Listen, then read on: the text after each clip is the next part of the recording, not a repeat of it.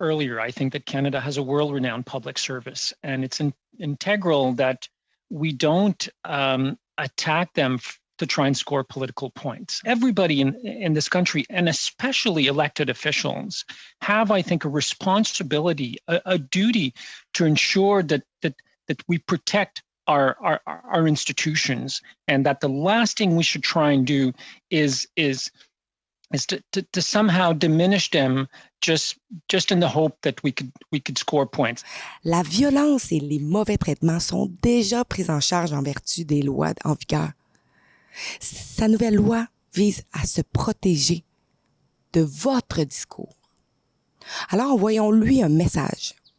S'il vous plaît, arrêtez la censure.ca aujourd'hui. Il s'agit d'un incendie à 5 alarmes, tout le monde. Les libéraux sont prêts à mettre en place leur mécanisme pour prendre le contrôle de la partie de votre vie qu'ils n'ont pas été encore en mesure de contrôler jusqu'à maintenant. Il s'agit de l'Internet. Maintenant, ce sera un projet de loi. Même si ça n'en est pas encore un, il sera présenté à la prochaine séance de la Chambre des communes. Et il sera effectivement adopté, considérant que les libéraux et le NPD voteront ensemble. Les conservateurs, quant à eux, ne feront probablement rien, en grande partie. Si dans les 24 à 36 heures, ils ont un bon indice de ce qui s'en vient. Cependant, il faut reconnaître que Leslie Lewis, qui a tweeté ses objections, chapeau pour elle. Elle s'est présentée à la tête du parti et c'est dommage qu'elle n'ait pas remporté la victoire. Elle semble se soucier un peu plus de la liberté que Erin O'Toole. Jetez un coup d'œil à ce qu'ils disent sur les outils de censure à venir dans Blacklock. C'est un petit site Internet web qui surveille le gouvernement pendant que nous, simples citoyens, nous ne pouvons pas le faire encore. Car cette loi est conçue pour mettre fin aussi à Blacklock. Le cabinet a proposé hier de nommer un chef pour la censure d'Internet, doté de pouvoirs étendus pour bloquer les sites web, enquêter sur les plaintes anonymes et mener des audiences à huis clos sur des contenus légaux mais blessants. Considérés comme une menace pour les institutions démocratiques, des documents techniques publiés par le ministère du ministre du Patrimoine, Steven Guilbeault, ont déclaré que le cabinet déterminerait le seuil de ce qui constitue un contenu potentiellement illégal. Les médias sociaux sont utilisés pour diffuser du contenu potentiellement illégal et abusif, a déclaré M. Guilbeault dans un communiqué de presse. Le tout, première réglementation d'Internet au Canada est nécessaire, a-t-il ajouté. Nous avons besoin de règles cohérentes et transparentes. Le cabinet nommerait un chef de censure appelé le commissionnaire à la sécurité numérique pour fournir des conseils sur la modération de contenu et émettre des ordres de conformité sur Facebook, Twitter, YouTube et autres fournisseurs de services sous la menace d'amende de 25 millions de dollars. Le contenu censuré n'a pas été défini.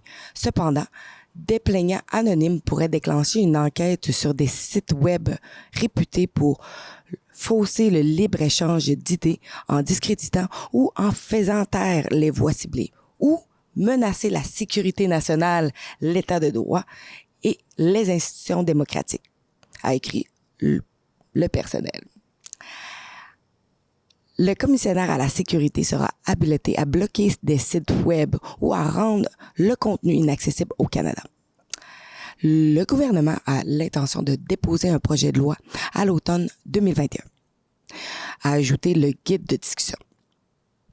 Cette consultation est une étape importante, a-t-il également rajouté. Les libéraux ont inclus dans cette prochaine loi des outils pour lutter contre le terrorisme ou les crimes en ligne, comme le trafic sexuel et la maltraitance des enfants. Vraiment, c'est un mensonge pernicieux. Ces choses sont déjà assujetties au code criminel et à la police. Les discours haineux sont interdits depuis 1970. Je suis sûre que vous avez vu des histoires de terroristes présumés arrêtés pour leur action en ligne et des personnes qui blessent des enfants pour des clics et des vues.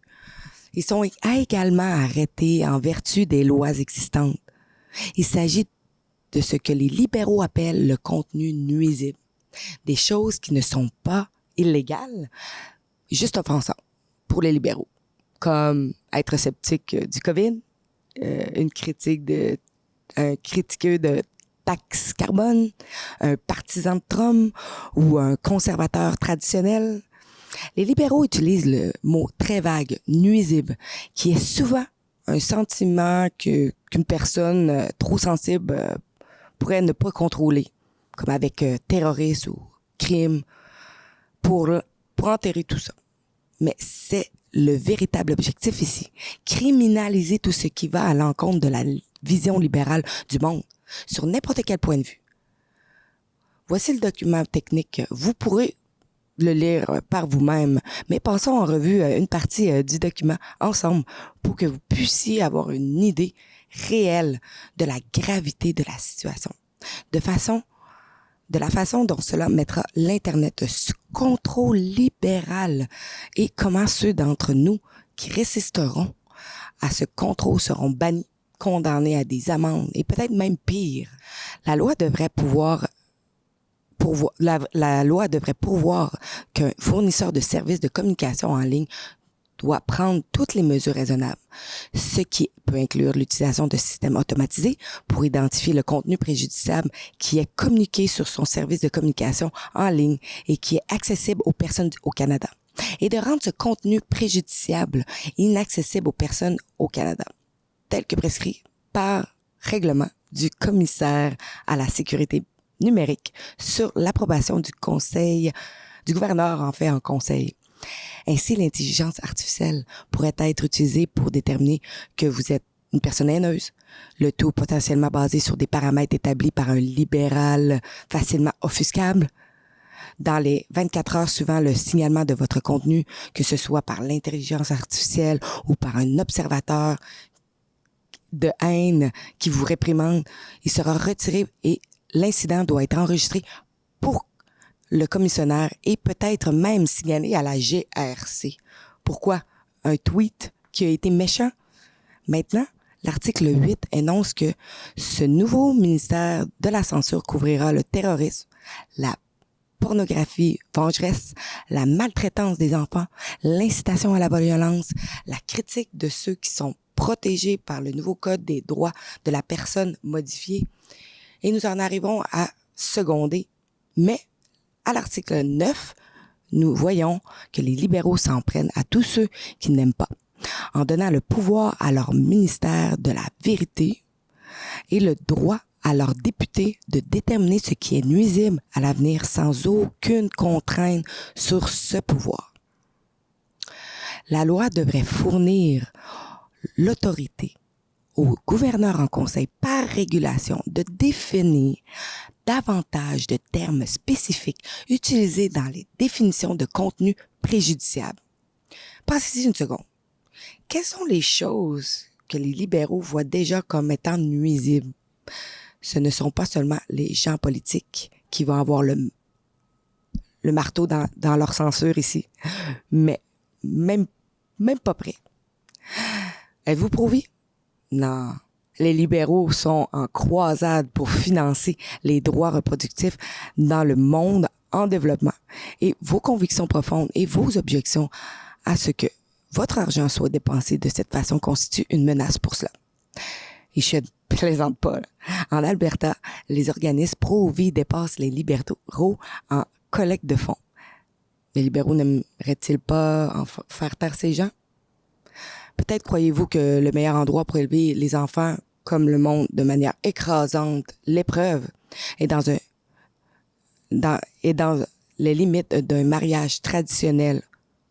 Oh mon Dieu, c'est dangereux. Les féministes ne vont pas aimer ça.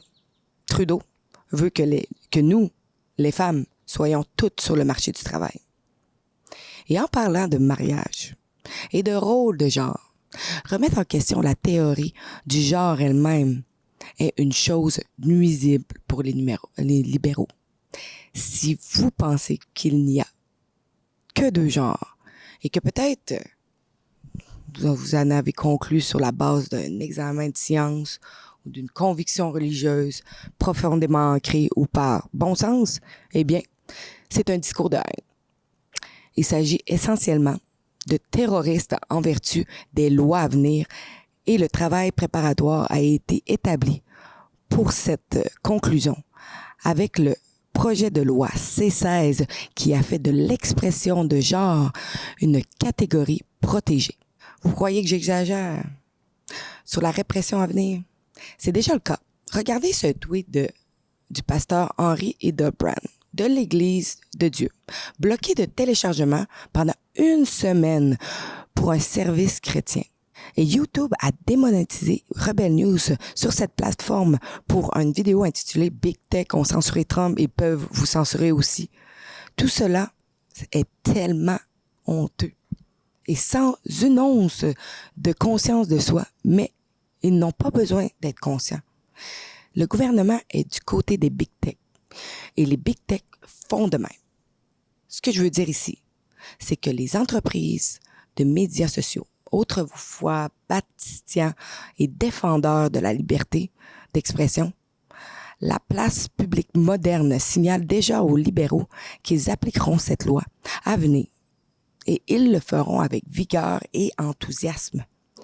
Maintenant, ils vont être de connivence pour s'assurer que nous avons aucun recours contre tout cela. Ils ne vont pas défendre la liberté d'expression qui a construit leur entreprise. Tout ça repose sur nous. Et voici la vraie raison pour laquelle les libérales ont besoin de cette loi. Il ne s'agit pas de contenu préjudiciable et de protéger le public contre celui-ci. Il s'agit vraiment de mettre fin aux critiques du gouvernement, au gaspillage du gouvernement, aux mauvais bureaucrates, aux bureaucraties qui sont horribles et aux députés inaptes. Vous ne croyez pas? Voici Guilbeault lui-même qui le dit devant un comité du patrimoine en janvier lorsqu'il a proclamé pourquoi cette censure est nécessaire. Earlier, I think that Canada has a world-renowned public service, and it's integral that we don't attack them to try and score political points. Everybody in this country, and especially elected officials, have, I think, a responsibility, a duty to ensure that we protect our institutions, and that the last thing we should try and do is to somehow diminish them just in the hope that we could score points. Il a ensuite déclaré dans un podcast en mars que les politiciens sont les véritables victimes et qu'il faut épargner les critiques des personnes qui les ont élus et qui payent leur salaire. Écoutez. We've seen too many examples of public officials retreating from public service due to the hateful online content targeted towards themselves or even their families. I have seen firsthand, alongside other Canadians, the damaging effects harmful content has on our families, our values, and our institutions. C'est un grand combat. C'est ainsi que les libéraux prévoient faire taire Rebel News et vous aussi, ainsi que des millions d'autres Canadiens qui ne sont pas d'accord avec eux.